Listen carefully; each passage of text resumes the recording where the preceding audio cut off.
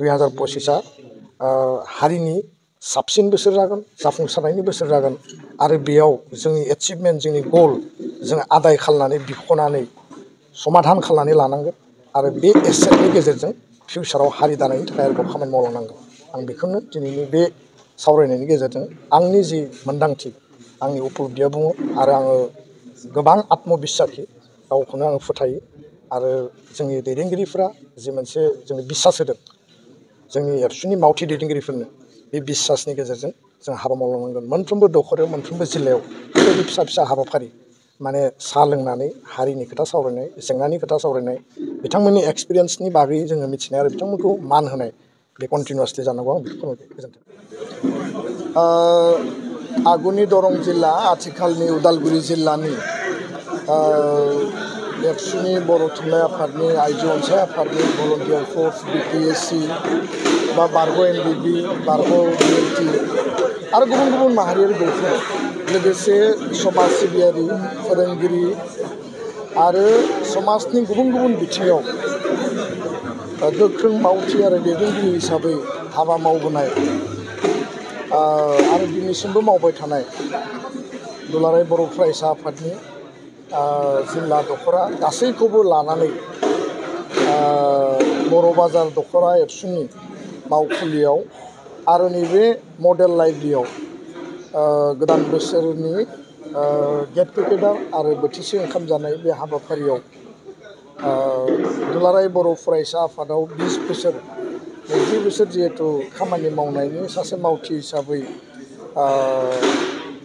माने खाबु आरो रायजो राजानि आशीर्बादखौ मोनबोदों। बेनिनो माखासे मोन्दांथि, माखासे जिखिनि जेंना, माखासे चेलेन्जेस, बे गासै बिथिंखौ जोंनि दैदेनगिरि बारग' आरो आथिखालनि बिथांमोनजों शेयार खालामदों।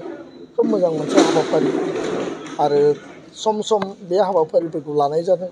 खारन जोंनि दैदेनगिरि, बिबानगिरि, मावथि बिथांमोना थांनाय बड'लेण्ड सोमावसारनाय 6 बोसोरनि बड'फानि आन्दलन, गुबुन गुबुन आन्दलनाव थैसोम थांसोम बिथांमोना हाबा मावबोबाय, गोबाङा सहिद जालांबाय आरो गोबाङा दिनै गोथाङै दङ।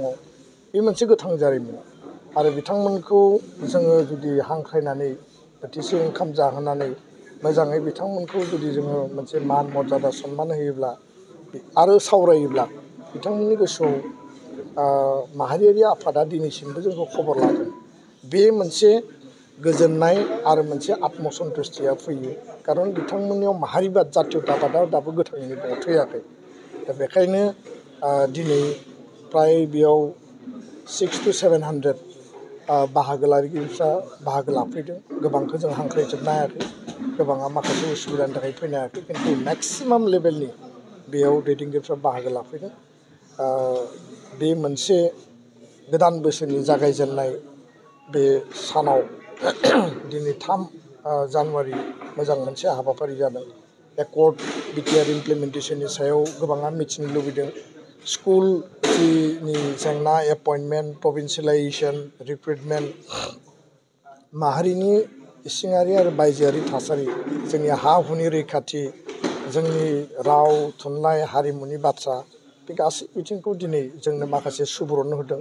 बेखौ जों गोसोआव लाखिबाय आरो बिथांमोना जेब्लाबो जोंनि थुलुंगानि फुंखा, बिथांमोना जोंनि माने सर्स आरो रिसर्सबो, आरो बिथांमोननि आशीर्बाद, वेल विजारफोरनि थुलुंगा आरो मददआनो जोंनि गोहो आरो सक्ति। आरो बेजोंसो दुलाराय बर' फरायसा आफादनि दखरा जिल्ला मिरु दालाय जों बयबो मावथिया जोङो माने थुलुंगा मोनदों आरो बे थुलुंगाखौ लानानै बड'फानि आदर्शजों गेरेमसा माहारि दानायनि जे हाबाफारि आरो हारिखौ आल्टिमेट स्टेटास, आल्टिमेट लेभेलाव जातीयताबादि चेतना आरो ध्यान धारणाजों लांनायनि जि मोनसे मोन्थोर, बेखौ जोङो कन्टिनिउसलि खामानि मावगासिनो दङ।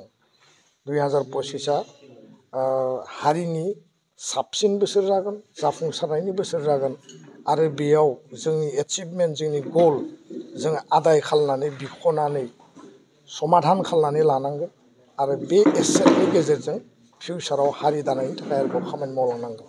आं बेखौनो दिनैनि बे सावरायनायनि गेजेरजों आंनि जि मोन्दांथि, आंनि उपलब्धिया बुङो आरो आङो गोबां आत्मबिस्साखि, गावखौनो आङो फोथायो आरो जोंनि दैदेनगिरिफ्रा जि मोनसे जोंनो बिसास होदों जोंनि एबसुनि मावथि दैदेनगिरिफोरनो बे बिसासनि गेजेरजों जों हाबा मावलांनांगोन मोनफ्रोमबो दखराव मोनफ्रोमबो जिल्लायाव बेबायदि फिसा फिसा हाबाफारि माने साहा लोंनानै हारिनि खोथा सावरायनाय जेंनानि खोथा सावरायनाय बिथांमोननि एक्सपिरियेन्सनि बागै जोङो मिथिनाय आरो बिथांमोनखौ मान होनाय बे कन्टिनिउवासलि जानांगौ आं बेखौ फोरमायबाय गोजोन्थों